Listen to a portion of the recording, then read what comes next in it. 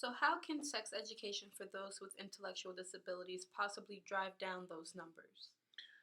Well, I want to start off by acknowledging that those numbers are very upsetting and very alarming, and unfortunately not very surprising.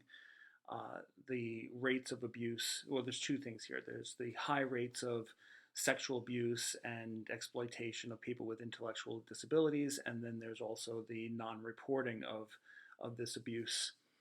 And I think both speak to the need for sexuality education. Certainly, a person needs to know how their body works and and to know the names of their body parts. And information is power. Education is power. When a person can speak up for themselves and assert their rights, that's part of the education that we're talking about. It's hard to um, uh, tell an abuser no if you can't name the body part that you're saying no about. So, at a very fundamental level, people need this information. They need the correct names for their body parts. They need skills, training, and development so that they can stand up to a person and who may be taking advantage of them and saying what they don't want or what they might want if it is in fact a consensual relationship. So, teaching about consent and teaching about decision making is all a part of this. That's great. So, what education is available to teachers and family members to guide them as to what kind of content and format will help people with intellectual disabilities to understand and use the information about sexuality to be both safer?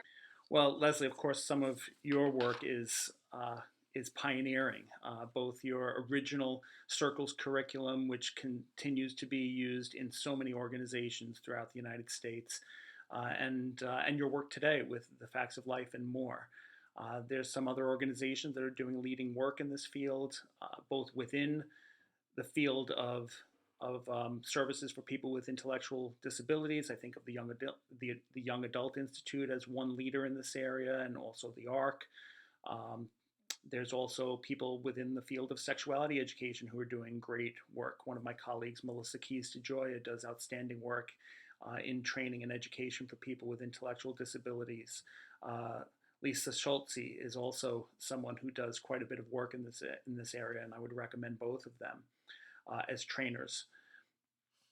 There's also workshops that we'll be having at the National Sex Ed Conference that address intellectual disabilities and sexuality.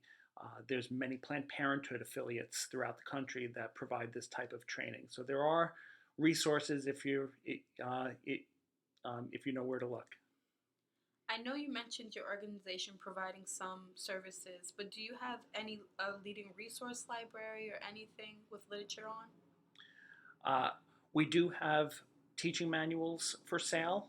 We don't have a at this time we don't have a curriculum that is specifically for people with intellectual disabilities, but we do have lesson plans that are inclusive and that within our different teaching manuals that do address special needs populations.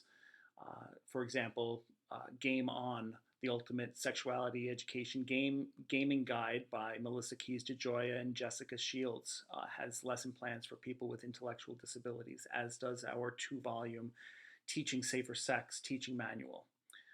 And again, there's training that Planned Parenthood affiliates do and that people could gain at the National Sex Ed Conference. All right, Bill, is there anything else that you want to mention? I just want to say what an honor it is, as always, to speak with Leslie and to acknowledge your work as a pioneer and leader in the field. Thanks very much for the opportunity to speak with you. Thank you for participating and having us, and it's always been a pleasure. Take care.